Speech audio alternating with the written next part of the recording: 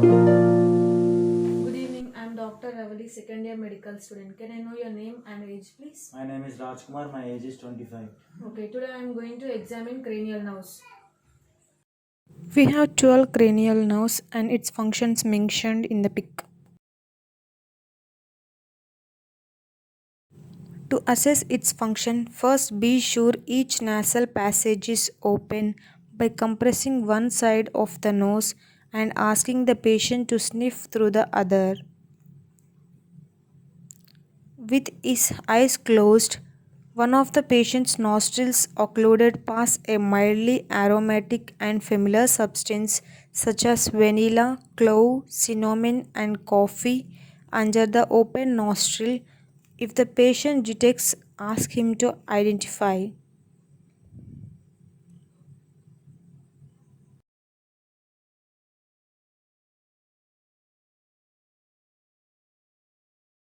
Optic nerve mediates vision. To assess its function, check the patient's visual acuity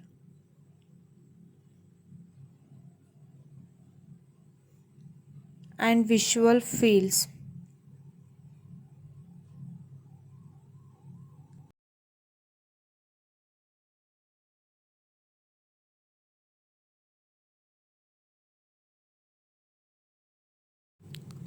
Then inspect the optic fundi eye of both eyes to inspect the ratio of caliber of arteries to veins, like changes in the arteries like narrowing.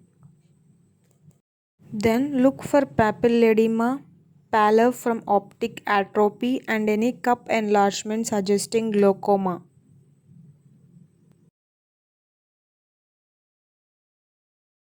Check the extraocular eye movements in the six cardinal directions of gaze and look for conjugate movements in any of six directions which cause diplopia. Ask the patient if any direction makes diplopia worse. Then determine if the diplopia is monocular or binocular by asking the patient to cover one eye and do same with the other eye.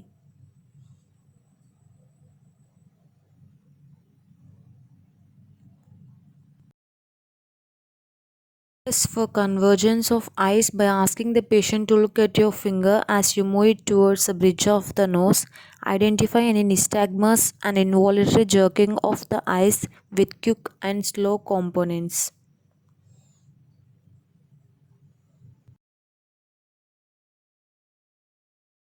Palpate the temporal and masseter muscle. Then ask the patient to clench the teeth and move the jaw side by side. Then note the strength of the muscle contraction.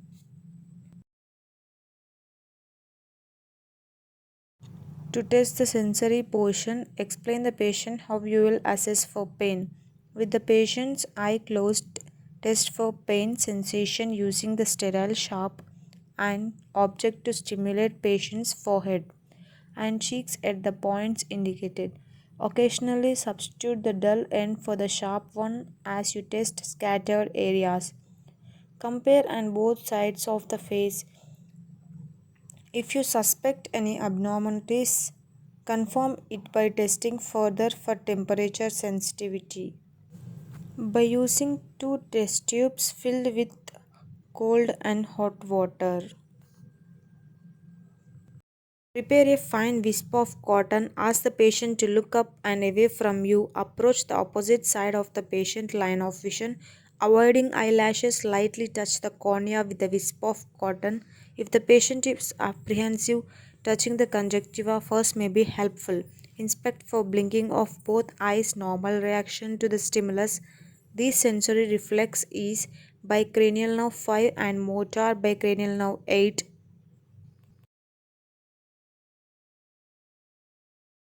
Inspect the face at rest and during conversation with patient. Note any symmetry often visible in nasolabial folds. Observe any movements abnormal. Ask the patient to show both upper and lower teeth to smile to puff out both the cheeks. Then ask the patient to raise both the eyebrows, then close the both eyes. Then test the muscular strength by trying to open them.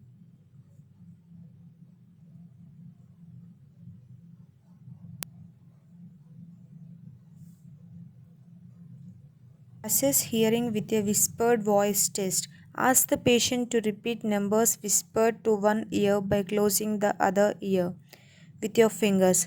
Whispered voice test is sensitive and specific when assessing the presence or absence of hearing loss.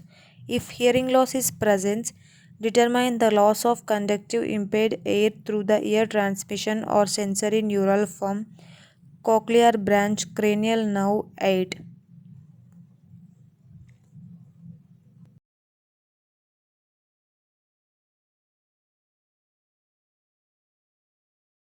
Listen to the patient's voice and is it hoarse or any nasal quality. Ask the patient for any difficulty in swallowing. Ask the patient to yawn to watch the movement of the soft palate and the pharynx. Soft palate is symmetrically and the uvula remains midline.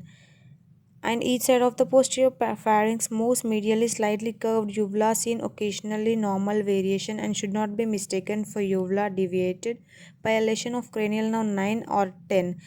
Palpated fails bilateral lesion of cranial nerve 9 and then 10. Behind the patient, look for atrophy of fasciculation in the trapezius muscle. Compare one side with the other. Fasciculation, find flickering movements in small group of fiber. Ask the patient to shrug both shoulders upwards and note the strength and contraction of the trapezius. Then observe the contraction of the opposite sternocleidomastoid muscle and note the force of movement against your hand.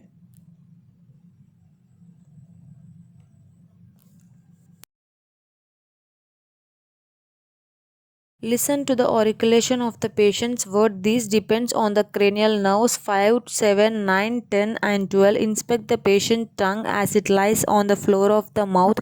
Look for any atrophy of fasciculations. Then with the patient's tongue protruded, look for asymmetry, atrophy or a deviation from the midline. Ask the patient to move the tongue side to side and note symmetry of movement. In unilateral cortical lesion, protruded tongue deviates away from side of the cortical lesion. In cranial nerve 12, lesion tongue deviates to the weaker side.